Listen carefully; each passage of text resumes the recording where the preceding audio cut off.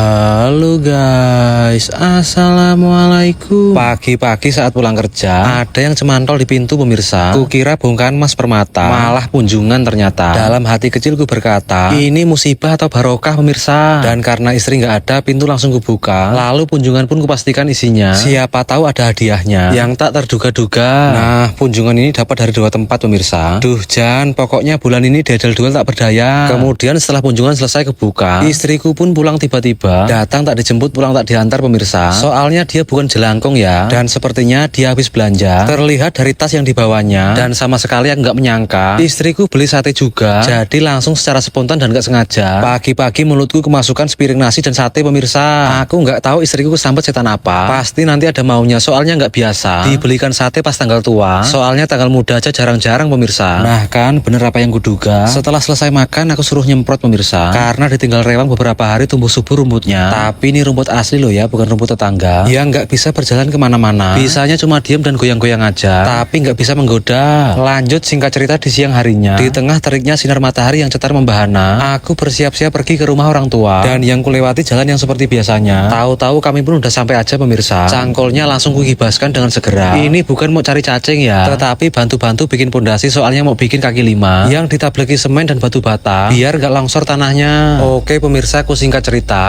Setelah selesai mengusung batu bata, waktu istirahat pun telah tiba. Dan karena udah panas juga cuaca, nggak bisa dipungkiri makan lagi dong pastinya. Aku cuma ngimbangin pak tukangnya aja. Soalnya kalau aku nggak makan dia sungkan katanya. Jadi apa boleh buat pemirsa. Mau nggak mau ya aku gas aja. Hitung-hitung ngaji mumpung pemirsa. Setelah selesai makan, aku langsung pulang dengan segera. Soalnya aku baru dapat kabar gembira. Ternyata pemirsa, ada yang nyantol lagi di pintu bukan di kepala, yaitu among-among dari tetangga untuk acara selaparan anaknya. Nah kalau kayak gini nggak apa-apa. Nggak ada tagihan di kemudian harinya, alias nyumbang pemirsa. Motor langsung kemasukan dengan segera. Berkat among-amongnya pun langsung dibuka. Bukan untuk pajangan tapi mau dimakan. Lah kok malah tiba-tiba ada yang manggil-manggil di depan. Oh alah diampu tenan. Ternyata si John datangnya kayak siluman. Kok yang ngepasi orang mau makan. Sampai aku geleng-geleng kepala dan heran. Lalu setelah kami bersalaman, menggunakan tangan bukan kepala yang dijedok-jedokkan, langsung mau duduk tapi masih kutahan. Lantainya mau kulap dulu dan kubersihkan. Kemudian baru kupersilahkan duduk dan ngobrol membahas mantan. Katanya kemarin nggak sengaja ketemu di jalan. Dia bilang bodinya makin meleketek jum-jum wow gitu teman-teman. Aku pun mak teratap mak piar-piar yang mendengarkan. Tapi sebelum dia melanjutkan cerita, aku akan menunjukkan sulapan. Pujo pajapu janda ayu ikut aku, nggak ada janda nggak apa-apa juga perawan. Buah. Nah kopi pun datang sesuai harapan. Dan sengaja aku datangkan agar ngobrolnya makin enak teman-teman. Dan saat minum tangannya si John malah kepanasan. Biasalah, soalnya tangannya masih tipis kayak bayi teman-teman. Tapi bayi macan. Maka dari itu dengan abab kotak-kotak langsung kusembuhkan supaya bisa melakukan adegan dada cantik pemirsa yang budiman. Dan sekian.